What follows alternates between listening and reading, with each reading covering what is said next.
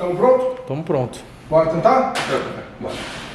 Muitíssimo bom dia, boa tarde, boa noite. Meu nome é Luiz Quinderé, Eduardo Luiz. Lucas Quinderé, irmão dele. Meu irmão, meu sócio. E aí eu vou começar contando uma história que era para eu ter ido para a NRF esse ano. NRF, para quem não sabe, é a maior feira de varejo do mundo, que acontece em Nova York uma vez por ano. E aí meu visto estava vencido e meu irmão foi no meu lugar. Já estou superando isso.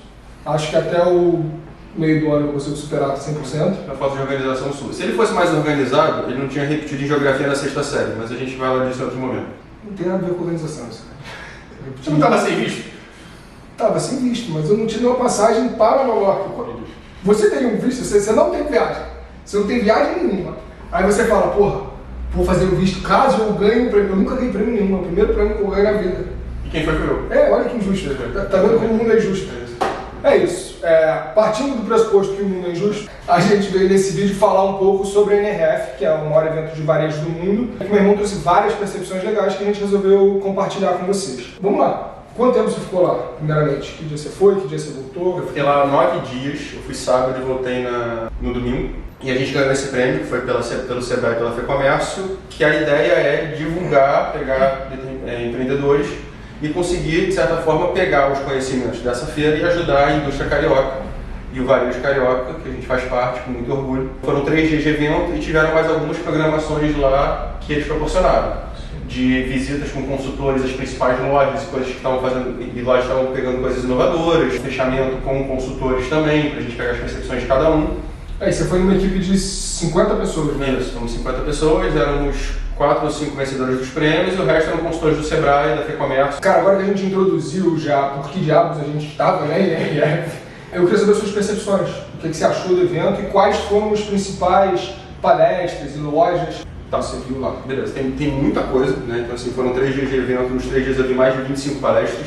E eram 300, né? Você conseguiu ver 25. Eu selecionei as 25 que funcionavam pra gente. Então tem algumas coisas que até eu fico chateado de não ter visto, pela quantidade de informação, que é o drone que carrega 1 tonelada e vai tirar acidente de estrada. Incrível, só que eu estava vendo palestra de para onde vai o mercado de supermercados no mundo. Que é uma coisa que faz muito mais sentido pra gente. No macro, tem alguns pontos que eu acho que são bem importantes falar. Assim. Então tem o primeiro conceito, que é um conceito de policrise, que se fala muito. E eles estão entendendo que a crise vai acontecer o tempo todo agora. Então, seja o Covid, a inflação americana, que é uma coisa que eles nunca conviveram com uma inflação desse tamanho, vivem desde a crise de 29, alguma coisa nesse sentido. Que é um paralelo à vida de uma startup.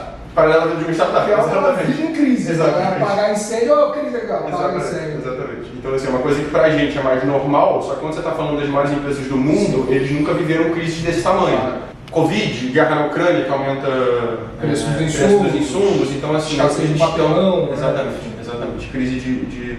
Então eles estão entendendo como que a gente trabalha com isso a partir de agora. E uma coisa que eu sempre te falei, que para mim empreendedorismo é muito mais Darwin, no sentido de não é o maior e mais forte, e sim quem se adapta melhor. Até se você pegar um caso de a Kodak era muito maior que a GoPro. Hoje a Kodak não existe e a GoPro é a maior empresa de câmeras do mundo.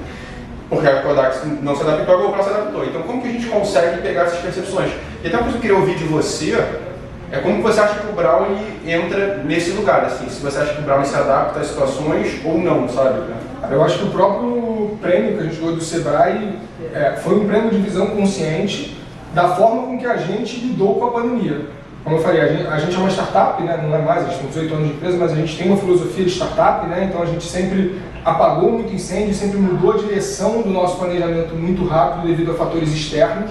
Então eu acho que o nosso principal diferencial na pandemia foi exatamente a gente ter olhado aquele cenário e conseguido mudar muito rápido. Então o nosso foco era PJ, durante a pandemia a gente ficou mal de PJ, a gente focou na pessoa física, abriu uma loja pop-up na Barra para a gente conseguir atender uma região que a gente não atendia, só que isso aconteceu com um mês de pandemia, enquanto teve gente que demorou 6 meses efetivamente para fazer qualquer tipo de mudança ou qualquer tipo de alteração na empresa. Então uma coisa que você acha que tem muito valor para o Brownie, por exemplo, é a gente ser uma empresa que já tem um porte um pouco maior, mas conseguir mudar a direção rápido. Então assim, beleza, a gente não é o Titanic, mas a gente consegue a gente seja um barco grande, mas a gente troca de direção como se fosse veleiro. É isso. Então assim, realmente é muito rápido. Senta-se aqui os sócios e a gente rapidamente... Eu acho que esse é o nosso principal diferencial hoje, sendo bem sincero. É a adaptatividade das coisas.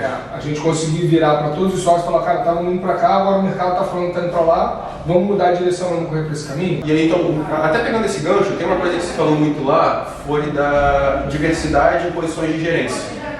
Então, uma coisa que a gente tem, né, o fato de você ter chamado a moça que trabalhava na nossa casa, que é a Vaninha para ser nossa sócia, o Paulinho para ser nosso sócio, o Lu que é nosso sócio e sou eu e você. Então, assim, dentro da operação são essas pessoas. Lá você tem muito mais essa questão de como você consegue colocar mais pretos, mais mulheres em posições de gerência. E a perceptividade disso é uma coisa que eles estavam trazendo no ponto de pessoas com background, né, com criações diferentes e culturas diferentes vão tomar decisões diferentes perante a crise.